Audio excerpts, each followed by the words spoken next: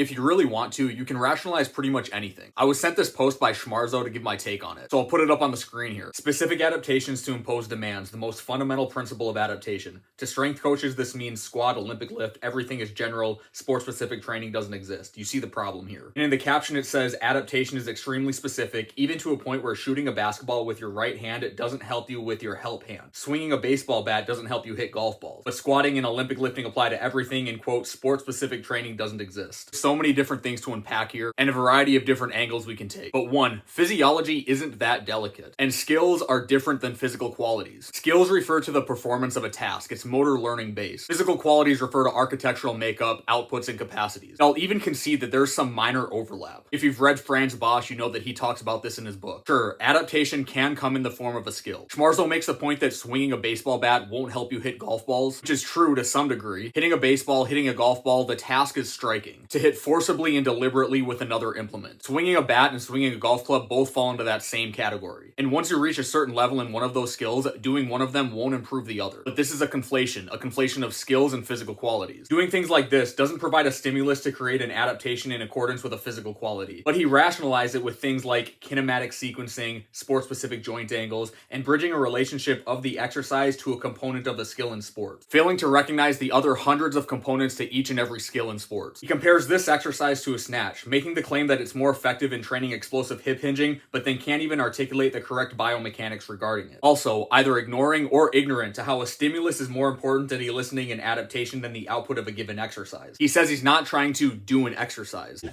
I'm not trying to do an exercise, trying to do a snatch. I'm trying to do an explosive movement pattern, which is an explosive hinge pattern. And by default, the exercise kind of turns out like this. And so the exercise he's performing just kind of turns into looking this way. Well, if you don't know how it's supposed to look, how can you have any idea that you're performing it in the way it's intended to be performed? You can't. Schmarzo often makes the point that when you're playing basketball, whether you're guarding the ball handler, jumping for a rebound, or driving to the rim, your knees rarely, if ever, get past a certain degree of knee flexion. And for this reason, he promotes quarter squats and half squats in training. This is flawed, ignoring that back squatting and deeper ranges of motion elicit more adaptations than just getting strong in specific joint angles. Even in this post that I'm reacting to, he mentions shooting a basketball, implying that your training should somehow relate to the skill of shooting the ball. But he'll recognize that you bench press in the name of gaining size and strength in the upper body. But he doesn't make that recognition regarding other common exercises for the lower body. It's almost too hard to rebut because there's so many flawed premises to it. Anyways, this video has been longer than I intended to it, so I'll leave it there. Thanks for watching the video. I'll see you next time.